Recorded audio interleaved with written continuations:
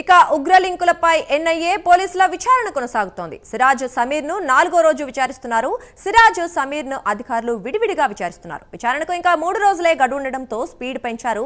Scene reconstruction చేసే అవకాశాలను పరిశీలిస్తున్నారు. సిగ్నల్ యాప్ లో ఎంతమంది ఉన్నారు, ఏం మాట్లాడారు అనే అంశాలపై అధికారులు ఫోకస్ చేశారు. ఇదే విషయానికి సంబంధించి మరింత సమాచారం మా కరెస్పాండెంట్ ప్రవీణ్ అందిస్తారు. ప్రవీణ్, చెప్పండి. అయితే మనం చూసుకుంటే కనుక ఈ యొక్క దేశవ్యాప్తంగా ఉగ్ర కుట్రకు ప్లాన్ చేసినటువంటి సిరాజ్ సమీర్లను అరెస్ట్ చేశారు. గత వారం అరెస్ట్ చేశారు. అరెస్ట్ చేసిన తర్వాత వారిని విజయనగరానికి తీసుకెళ్లారు. విజయనగరం నుండి పోలీసులు, ఇటు ఎన్ఐఏ అధికారులు ఇద్దరు కూడా వీళ్ళని కస్టడీకి తీసుకున్నారు. 7 రోజుల కస్టడీకి తీసుకున్నారు.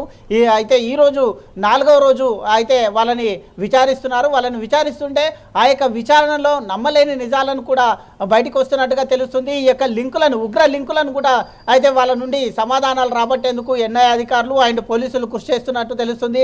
అయితే గత 2-3 రోజుల నుండి విచారిస్తున్న క్రమం లోపల మొదటి రోజు విచారణలో భాగంగా అయితే సిరాజ్కు చెందినటువంటి ఏవైతే అతని బ్యాంక్ అకౌంట్లు ఉంటాయో బ్యాంక్ అకౌంట్లు అన్ని కూడా ఫ్రీజ్ చేయడం జరిగింది. ఫ్రీజ్ చేసిన తర్వాత అతని అకౌంట్లకు సంబంధించిన లావాదేవీలను కూడా పరిశీలించారు. ఎక్కడి నుండి అయితే ఉగ్ర కోణం రూపం లోపల ఎన్ని ఈ అకౌంట్లోకి ఏ విధంగా వచ్చాయంటూ సౌదీ నుంచి కూడా ఈ యొక్క వీళ్ళకు తోడ్పాటు ఉంది. కాబట్టి అయితే అయితే ఈ యొక్క టిఫిన్ బాక్స్లో బాంబ్స్ అమర్చాలి అంటూ కూడా వస్తున్న నేపథ్యంలో ఆ దాంట్లోకి సంబంధించినటువంటి ముడి సరుకులు ఏవైతే ఉంటాయో ఆ ముడి సరుకులను కొనుక్కోవడానికి ఇట అయితే 3,000 రూపాయలు అకౌంట్లోకి వచ్చినట్టుగా ఇట గతంలోనే తేల్చారు. కాబట్టి ఈ విధంగా ఇంకెంత డబ్బు వీళ్ళ అకౌంట్లో వచ్చిందో అనే ఉద్దేశంతో ఆ అకౌంట్లన్నీ సీల్ చేయడం జరిగింది. సీల్ చేసిన ఆ తర్వాత ఎంక్వైరీలో భాగంగా ఈ యొక్క సిరాజ్ ల్యాప్టాప్ ఏదైతే ఉంటుందో సిరాజ్ ల్యాప్టాప్లో ముఖ్యమైన సమావేశం ఉన్నట్టుగా కూడా ఎన్ఐఏ అధికారులు అటు పోలీస్ అధికారులు కూడా అయితే నిర్ధారణకు వచ్చారు. ఆ ల్యాప్టాప్ను కూడా ఓపెన్ చేస్తున్నారు. ఓపెన్ చేసిన క్రమం లోపల అయితే ఈ యొక్క మొత్తం టోటల్గా ఈ తతంగం మొత్తం చూసుకుంటే ఈ సిరాజ్ సమీర్తో పాటు మరికొందరు ఒక సొంతంగా గ్రూప్ను సిగ్నల్ యాప్ అనేది ఒక యాప్ను తయారు చేసుకున్నారు. ఆ యాప్ గుండా, సిగ్నల్ యాప్ గుండా ఈ యొక్క ఉగ్రవాదులకు సంబంధించిన మొత్తం టోటల్గా 12 మంది గ్రూప్తోని ఈ యొక్క దాంట్లో చాటింగ్ చేసుకోవడం, మాట్లాడుకోవడం చేశారు. అదేవిధంగా వరంగల్కు చెందిన, యూపీకి చెందిన ఇద్దరు కూడా పరాల్లో ఉన్నట్టు తెలుస్తుంది.